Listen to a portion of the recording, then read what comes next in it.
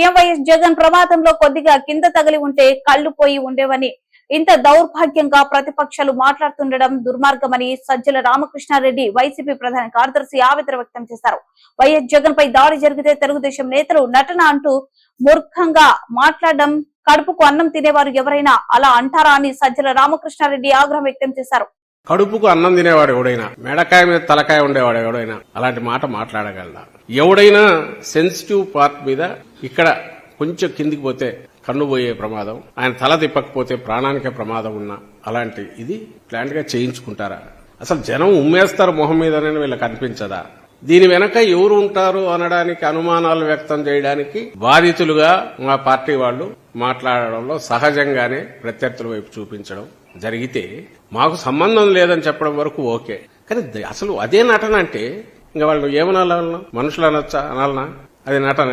2019లో ఇదే జరిగితే ఆ రోజు కూడా అప్పుడు అధికారంలో ఉన్నారు, ఎన్నికలకు ముందు జరిగితే ఆ రోజు కూడా 5 నిమిషాల్లోనే అప్పుడు ఎవరో డీజీపీని ఉంటే ఆయన పంపించి ఇది ఆయన అభిమానులే చేయించారని ముందే కంక్లూజన్కి వచ్చి ప్రెస్ కాన్ఫరెన్స్ పెట్టి మాట్లాడించారు, చేతులు దులుపుకొని. మరి ఆ రోజు అధికారుల వైఫల్యం ఎందుకనలా? ఆ రోజు నువ్వు అధికారంలో ఉన్నావు కదా, జగన్మోహన్ రెడ్డి గారి మీద ఇది జరిగినప్పుడు మా అధికారుల వైఫల్యం ఎందుకనలా? ఆ రోజు 5 నిమిషాల్లో అదే అధికారులతో, జగన్మోహన్ రెడ్డి గారి అభిమానులతో ఎవరితో చేయించుకున్నాడు అని ఆ రోజు అన్నారు.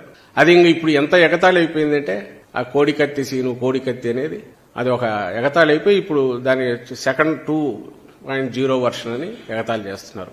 రాజకీయాల సంగతి వదిలేద్దాం, అసలు వీళ్ళు మనుషులుగా అన్న ఈ సమాజంలో ఉండడానికి అర్హులేనా అని నేను అడుగుతున్నా. ఎందుకు చూపిస్తున్నాం అంతగా అంటే మళ్లీ అడుగుతున్నాం, ఎవరైనా నటించాలనుకునేది ఆ లక్షణాలు ఉండేది వాళ్ళకున్నాయి, దట్స్ ఎ డిఫరెంట్ ఇష్యూ, దాని వల్ల నేను పోదలుచుకోవాలా.